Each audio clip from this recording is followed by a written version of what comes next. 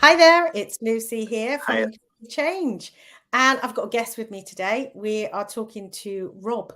Rob has come to have a chat with me about neurodiversity and work and self-employment. Hi there, Rob. Hello. How are you? I think I said hi a bit prematurely then. I sort of talked Yeah, over do you. you know what? I didn't warn you, did I? So it's That's the totally ADHD. There we go. yeah, totally okay. I'm trying to work out on my screen how to make it big so I don't get to see all the other stuff going around, but we'll just leave it as it is. Okie dokie. So we talked about, I don't know, August last year, we started talking about work and neurodiversity and lots of different things. And we kind of kept in touch briefly, haven't we? But on and off, we met online, I think. But I thought it'd be really great to have you and myself have a chat about essentially neurodiversity and work, because you've got a ton of experiences that I think will be helpful to share and helpful to help other people realize that actually I feel like that and I can do this. And hey, let's see where that goes. So before we go much further, tell me a bit about you and what you do. Okay, so to cut a very long story short, I previously worked in retail for 10 to 15 years, mostly as a retail manager in some of the biggest stores in the sector in the country. And then when I got made redundant and COVID hit in 2020, I really wasn't sure what I wanted to do career-wise. Dabbled with coding for a little bit, tried to get on a boot camp course and completely failed. And that I didn't go on the course. I was just on the application stage. I just couldn't do it. So I found myself trying to do something that I wasn't made to do.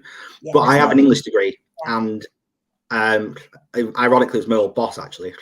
And he was a content writer, and he said, "Well, why don't you've got an English degree? Why don't you do some writing for an agency?" And he was on the books with a big agency in America. So I ended up getting the books with them. Did that for about a year. In this time, I went through a lot of personal issues, and I found myself trying to do, like most people with ADHD, trying to do a million different projects at once and not really seeing any of them through. And as a result, my writing work took a step back. And then I ended up doing social media. So I ended up, like a lot of people did in that period, going semi-viral on TikTok, doing advocacy on LinkedIn. I found myself networking with some big people. And this year in particular, I started up a YouTube channel, which sort of overnight took off, and I've got some like 7,500 followers on that now. So that's another source of income that I wasn't expecting to do. So social media has kind of come into play as well as being a content writer, but mainly my skills are writing for myself on my own blogs and for private clients as well. What's your blog called? It's neurodiversitymatters.com. Neurodiversitymatters.com. Yeah. I'll put the links, all right? So yeah, it's quite a long one, but it's so that was something that was an opportunity that I saw last year. I went the domain, it was an old domain that came up and it had quite good metrics, and I saw it and I thought, do I spend the money on it? And I went, yeah, why not? And then I did, and I'm glad I did, because it's become my portfolio now. So yeah, no, it's good. I like it. So tell me a bit about your neurodivergence. Okay, so I was late diagnosed ADHD in January 2020. I did go private because the wait time was 3 years, and private it was 4 days at the time. So I think now it's something like 6 to 9 months private through Psychiatry UK. Yeah. Whereas with me, I got seen in 4 days because it was just before. It was just by chance. It was just before lockdown, just before COVID and the rest of it. Yeah. So I got very lucky with that one. But being a 3-year wait, I've had my ADHD NHS referral through now as well. So that's come through because the doctor said to go for NHS as well as private. Okay. So I've got that through. Self-diagnosis, understandably, obviously, I'm a little bit sort of skeptical of in some respects, but also when you work in the industry, you learn about it. Yeah, you learn about these things, and having the ADHD diagnosis opened up my mind to everything. Yeah. So what I've learned since then is that I highly suspect that I am autistic, dyspraxic, and have Tourette's as well, but not coprolalia, so not the swearing Tourette's. I have vocal tics and motor tics. I don't have the swearing tics. like the stereotype. Which in generally, I think that the swearing tics are less evident and less prevalent within the Tourette's community. Yeah, I think I saw a statistic. It's something like 15%, I think. So it's like 1 in 9 people have it or something. 1 in 8. Yeah. So a lot of people probably don't even realize that they might have Tourette's because they don't see it as the small tics that you're talking about, or the body tics, those kind of things. So yeah. Was it a relief to get your ADHD diagnosis? Yes, massively, huge. Yeah.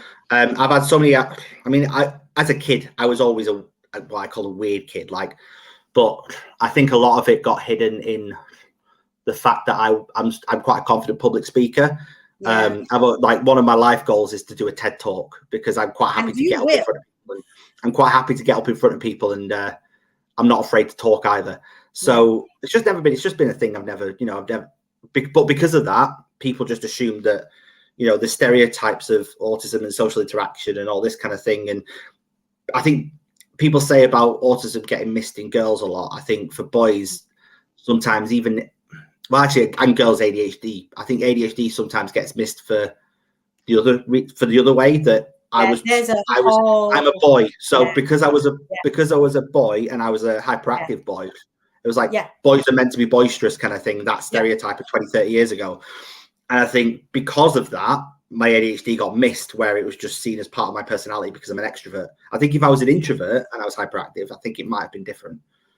But I get you. It just got completely missed.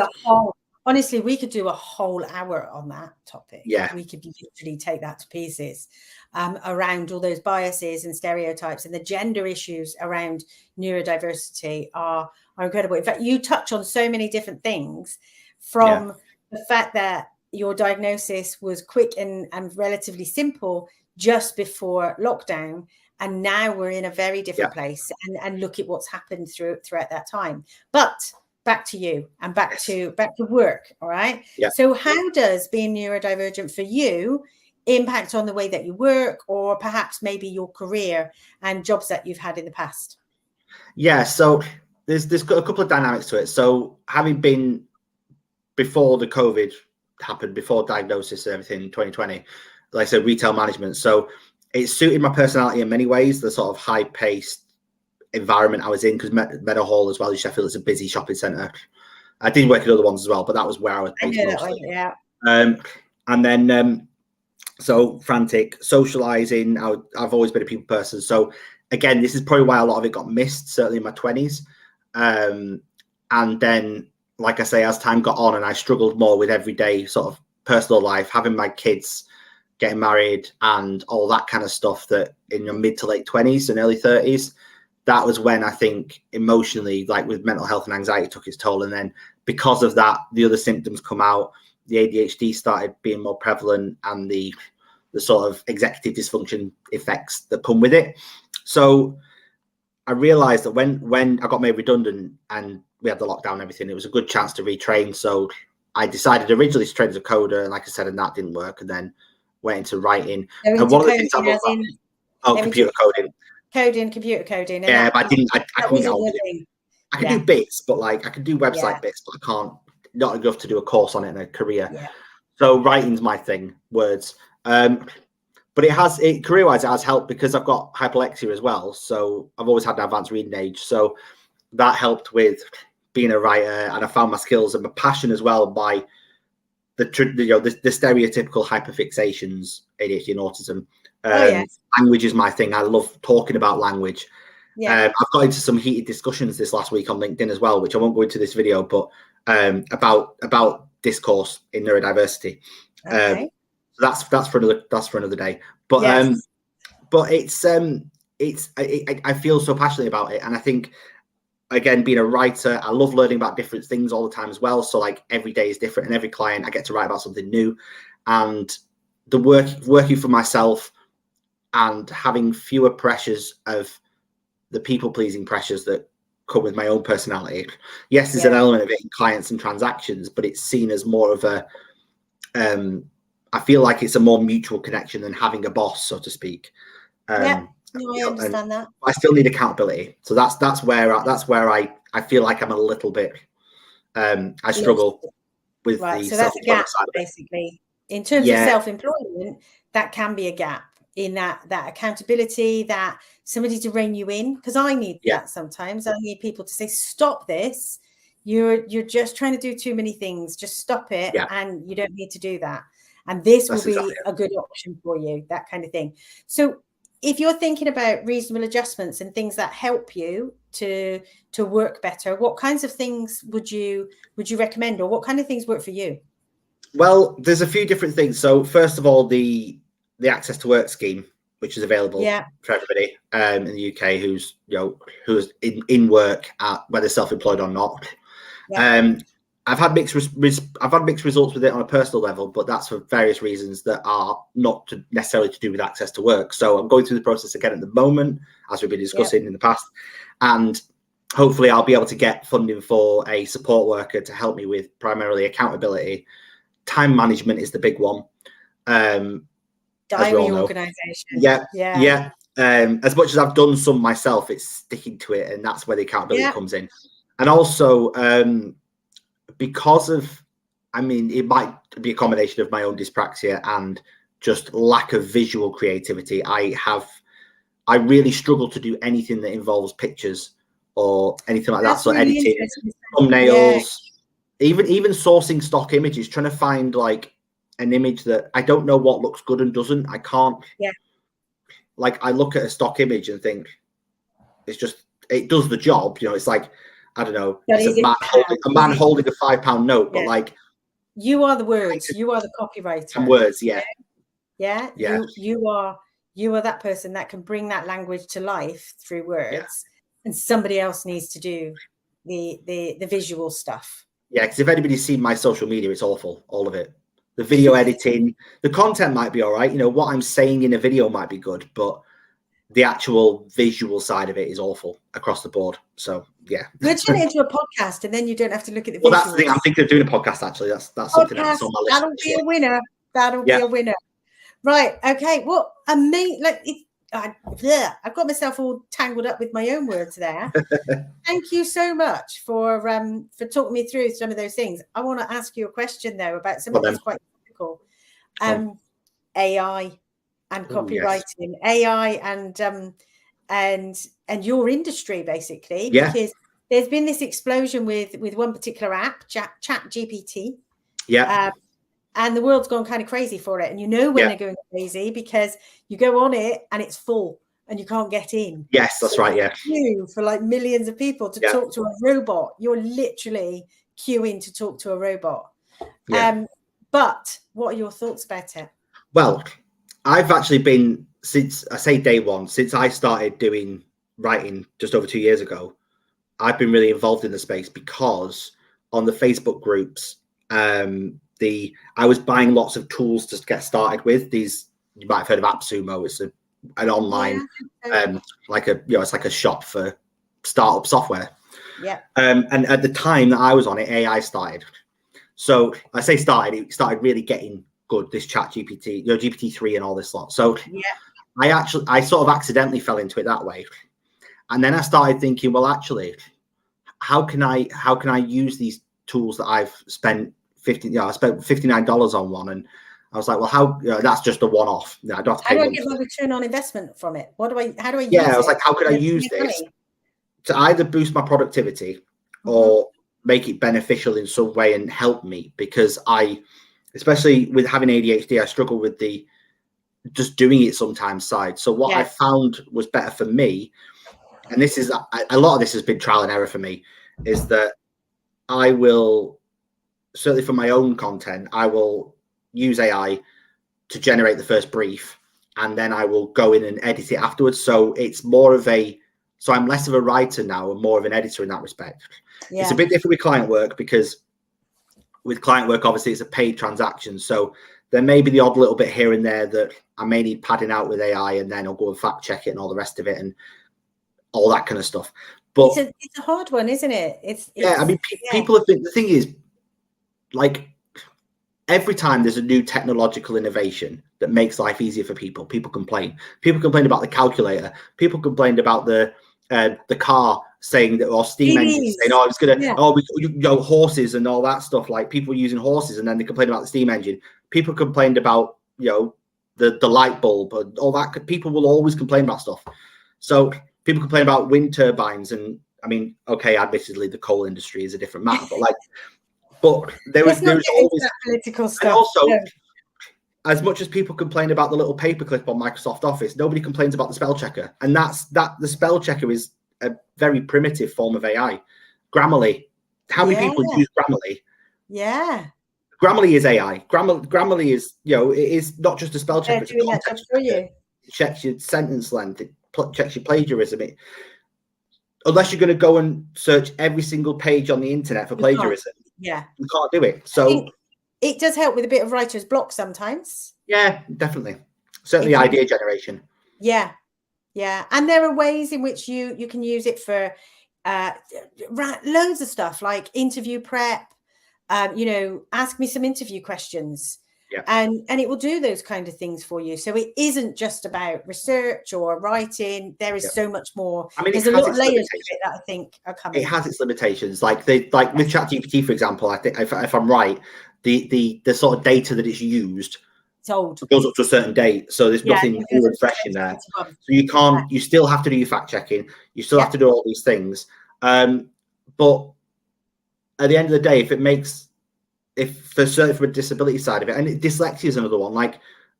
Certainly for people with dyslexia, there's a lot of talented people out there who have great ideas, but are too. And yes, there are dyslexic content creators, and I know there's dyslexic bloggers doing an amazing job, but there's not many people, and 1 in 10 people or something are dyslexic. So that's 10% of the population that feel like they don't have a voice online. Yeah. And certainly if they're not prepared to go in front of a camera and talk. More so, because obviously there's YouTube, so people could do YouTube and stuff, but if you're not that kind of person, there are so many. I think it's here to stay. I think let's see how that pans out. But I was interested to hear your thoughts based on that's part of your industry. That's part job role changes. I can give a personal without going into too much detail. So my dad has worked he's retired now, but he worked in the cable industry for 40 years in manufacturing. And he started off, he's always worked in the offices, but he started off in quality control. But then obviously as computers get, things become more accurate in that space. You still need a human there to oversee things. But obviously staff was cut down. So then he ended up working in a different area. So he stayed in the business, in the industry. You just adapt your job role. And it's the same with writing. We're gonna end up becoming content editors. So content creators and editors. And I always joke that nothing will be as good as my brain. Because at the end of the day, it still needs me to edit it. You. And I think be in there. That's what makes it human. I think material that is real, has got a personality that you put your own voice to, it will augment that kind of work.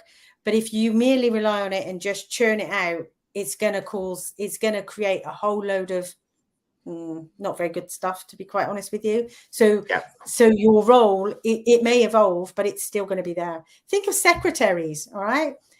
When I started work back in the 1990s, late 1980s, we had a secretary pool in the office that I worked in, and you used to send your handwritten stuff down to the secretary pool, and they would type it up and give it back to you, and you'd post it out to your whoever you needed to do it to. That's unheard of now, isn't it? Yeah, automation is everything. I think that's the way it's going.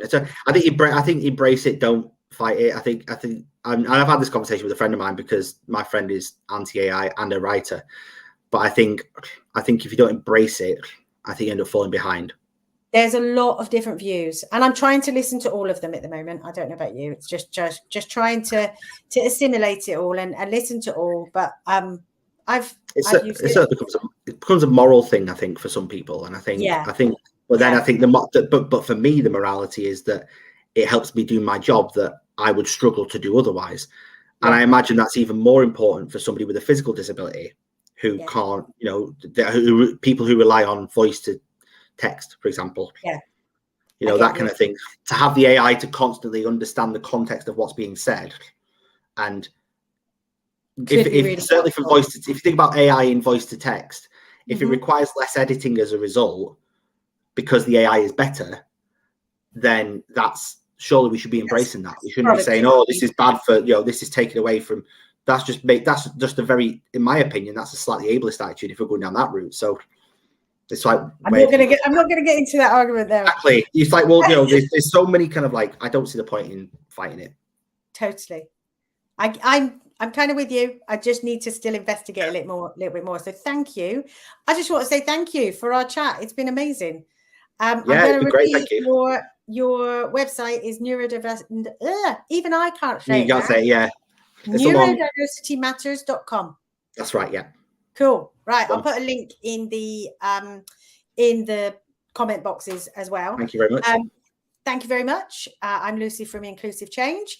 This has been one of my chats with various different people, and thank you, Rob. It's been fantastic talking to you. Thanks for having us. Talk for another half an hour about lots of different topics, but I think you better go. And me, yeah. Right, I'm gonna. Thank you very much.